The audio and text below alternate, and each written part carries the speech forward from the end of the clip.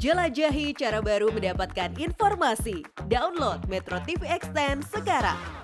Perubahan, suara Reboan, suara perubahan. Generasi.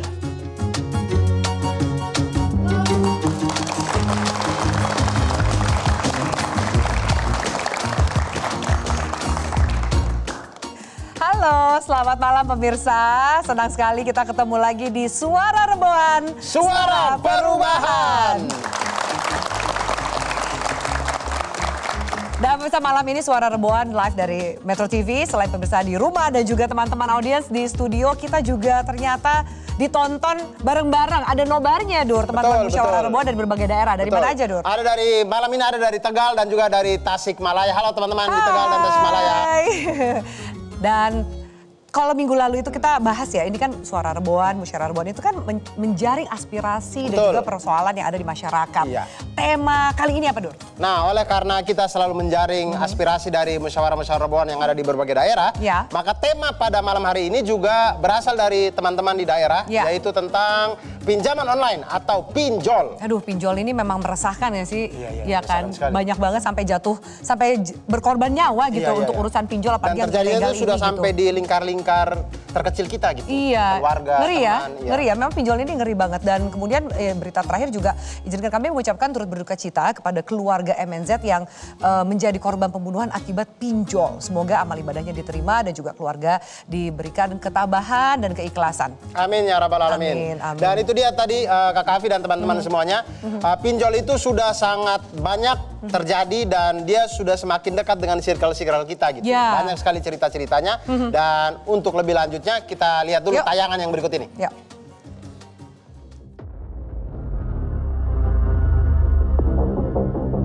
Tewasnya MNZ yang dibunuh oleh seniornya karena terlilit hutang pinjol, menambah daftar kelam dampak pinjol bagi masyarakat. AAB yang menjadi otak pembunuhan MNZ adalah korban pinjol yang gelap mata akibat tekanan yang dialaminya. Senasib dengan AAB, salah satu korban pinjol bernama Bunga pun mengalami tekanan serupa. Pinjaman online sebesar 20 juta yang ia lakukan di tahun 2019 berkembang menjadi lebih dari 200 juta. Penagihan yang penuh intimidasi hingga teror membuat mentalnya terguncang. Awal mulai sekitar tahun 2019, niat awal saya untuk menutup tagihan kartu kredit. Awalnya yang resmi pinjaman online-nya. Lebih mudah lagi, ada lagi pinjaman online yang sifatnya ilegal. Dari pinjaman yang ilegal ini saya diteror penagihannya. Di situ saya udah mulai kena mental nih. Udah hidup saya udah makin gak tenang. Saya diteror. Saya coba lagi ambil pinjaman yang ilegal lainnya buat nutup lagi. Jadi begitu terus saya hidup gitu ya. Dari penghasilan saya tuh nggak cover buat bayar hutang-hutang saya. Dari hutang saya yang awal mulanya saya ambil 20 juta, sampai akhirnya ada belasan yang legal dan 2 yang ilegal. Total pinjaman saya di angka 200. Pemerintah itu cuma menghimbau untuk tidak membayarkan yang ilegal. Tapi kita nggak dikasih wadah, nggak dikasih tempat untuk konsultasi gimana cara kita menyelesaikan pembayaran tagihan itu sesuai dengan kemampuan kita. Pendampingan yang kayak gini nih yang kita, yang orang awam kan nggak ngerti ya gimana bayar bunganya seperti apa, rincian pembayarannya bagaimana, bisa diangsur kayak gimana, itu kan hanya omongan-omongan aja. Si pinjolnya pun kan bisa aja denial gitu ya kan, karena kita nggak tahu apa-apa. Jadi murni benar-benar kita harus berjuang sendiri dan syukur-syukur kalau memang ada keluarga yang tetap menolong. Kepada Kakak Bunga, kami doakan semoga segala permasalahan yang terjadi pada Kakak Bunga segera menemukan titik solusinya dan keluar dari jeratan pinjol ini. Dan teman-teman semuanya, ternyata pinjol ini mencekik tidak hanya kaum yang tua-tua, banyak juga yang muda-muda, dan kami punya datanya dari tahun 2022, data umur pengguna pinjol per tahun 2022. Di sini dari umur 19 sampai 34 tahun itu yang paling banyak, dia 60%, kemudian 35 sampai 54 tahun 30%, Kemudian sisanya yang 5% itu terbagi di yang lebih dari 54 tahun dan kurang dari 19 tahun. Yang menarik adalah usia produktif di sini itu yang paling banyak menggunakan pinjol, dia 60%. Dan dari 60% ini itu totalnya itu yang pengguna pinjolnya itu ada 17 juta akun kalau tidak salah yang kami dapatkan. Berikutnya coba. Nah ini terdapat 17,3 juta rekening penerima pinjaman online yang dari 60% tadi itu. Nah itu terbagi 8,43 jutanya itu adalah laki-laki dengan total 19,71 triliun putaran uangnya, putaran hutangnya. Kemudian perempuan 8,88 juta dengan putaran utangnya itu 25,05 triliun. Kita bisa lihat bahwa jumlah perempuannya ini setengahnya laki-laki tapi utangnya lebih banyak 6 triliun daripada laki-laki. Entah perempuan ini kalian beli apa sih waktu pinjam-pinjam online itu? Tuhan. Nah itu langsung ke Kakak Afi. Oke, Dur, terima kasih ya. Biasa Abdur komika, sekarang sudah baca data dia suara rembulan. Makanya saya mudah-mudahan teman-teman mengerti lah ya, ada lah ya. Ada lah yang bisa ditanya. Jadi nah, itu kenapa tuh cewek-cewek beli apa sih sebenarnya? Ya banyak lah. Sebenarnya kalau dari pinjol itu dua teratas adalah soal kebutuhan hidup dan juga soal gaya hidup. Seputar itu aja alasannya. Tapi kita sekarang di sini sudah ada, ini pakar kebijakan publik, sudah ada Mas Ahmad Nur Hidayat. Mas Ahmad, selamat malam. Mas, kita kan menangkap aspirasi masyarakat ya. Banyak banget loh yang resah sama pinjol. Tapi ternyata dari angkanya banyak juga yang menggunakan jasa pinjol. Amit-amit sampai terjerat pinjol yang ilegal. Kenapa sih Mas kalau fenomena ini dirimu melihatnya apakah karena susah akses ke perbankan sehingga pinjol menjadi alternatif? Dan gimana caranya ketika orang sudah jadi korban pinjol? Berlindungnya kemana gitu? Mbak Fia, ini ada dua alasan ya. Kenapa publik sangat menggemari pinjol ya. Pertama adalah alasan ekonomi. Kita ingat bahwa kita berada di situasi pasca pandemi. Orang masih banyak yang belum punya pekerjaan. Sementara bagaimana untuk menutupi kebutuhan hidupnya. Nah, mereka memilih alternatif yang ternyata hadir di dalam handphone mereka dalam bentuk WhatsApp atau bentuk SMS atau bentuk iklan di berbagai media. Akhirnya mereka ikut. Mereka lagi butuh, ada yang menawarkan. Ibarat jual dan beli ini cocok sekali, ketemukan kebutuhannya ada, jaringannya ada. Alasan yang kedua adalah saya kira ini adalah satu fenomena pasca Covid sebetulnya, karena orang sekarang sangat mudah lagi dengan teknologi. Jadi segala sesuatu, apalagi uang yang ditransfer kan uang elektronik. Tidak ada uang fisik kan. Jadi cukup ditransfer ke akunnya, ke rekeningnya. Kemudian dia bisa spending, belanja, kalau perempuan di e-commerce dan sebagainya. Nah itu dua alasan utama. Nah alasan yang berikutnya adalah karena perbankan formal itu mempunyai satu persyaratan yang berat dibandingkan dengan pinjaman online ini.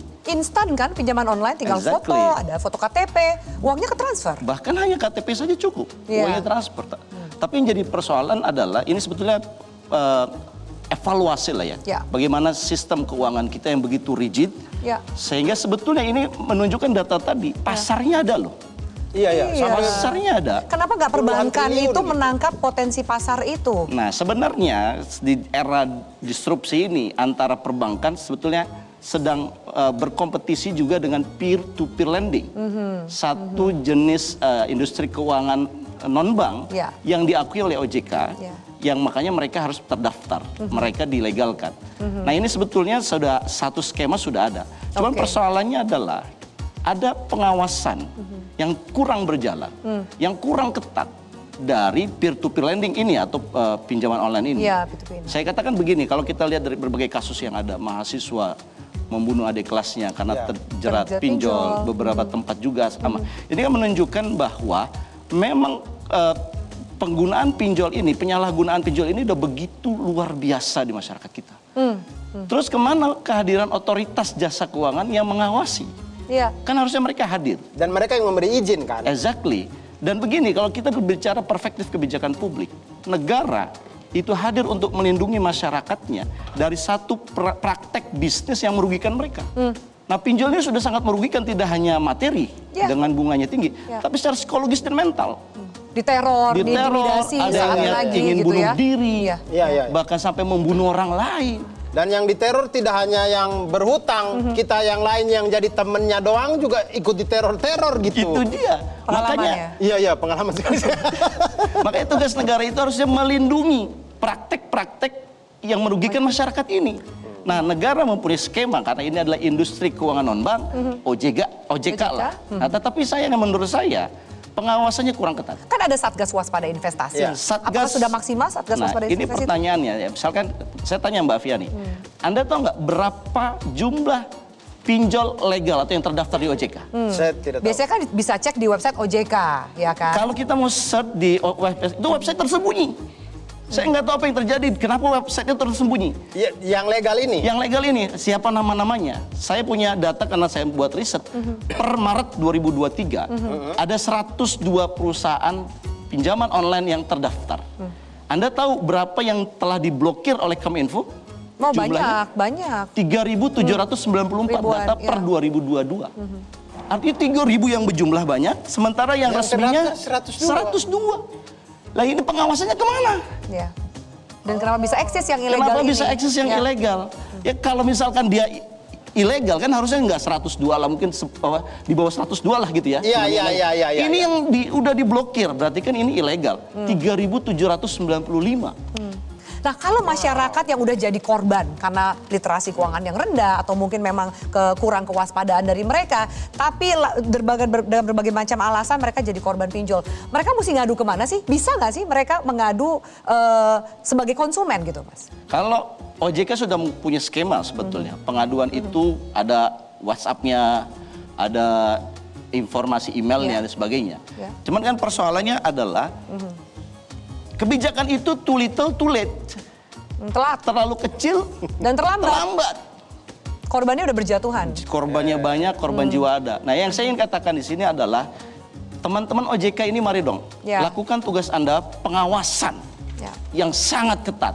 Artinya begini, bisa nggak OJK membuat satu peraturan, mempublikasikan yang resmi secara sosialisasi masif dan kemudian mengatakan begini, Anda masyarakat yang punya pinjaman ilegal di luar 102 ini, Anda nggak usah bayar. Lah karena dia ilegal. Jadi biar kena juga tuh si ilegal itu. Biar yang ilegal tuh kapok. Kalau angkanya triliunan itu saya kira di sumber OJK, berarti itu adalah pinjaman online yang legal. Yang ilegal itu tidak tahu orang. Itu bisa tidak Kakak Bunga yang tadi itu yang 200 juta tiba-tiba jadi nol gitu? Berani nggak OJK ngomong gitu? Sebagai bagian perlindungan, ini yang resmi, yang tidak resmi, yang ilegal, Anda nggak usah bayar. Laporkan, screenshot. Abis itu masyarakat semua cari yang ilegal. Jadi bagus, pendapatan baru. saya kira bagus supaya yang ilegal itu kemudian berhijrah kepada yang legal. Oke, Mas Ahmad, ini biar seru ngobrolnya, tambah hangat. Nanti juga kita akan mengundang narsum yang lainnya. Mau minum apa? Kita ngopi dulu sebentar, kita lanjutkan sesaat lagi ya.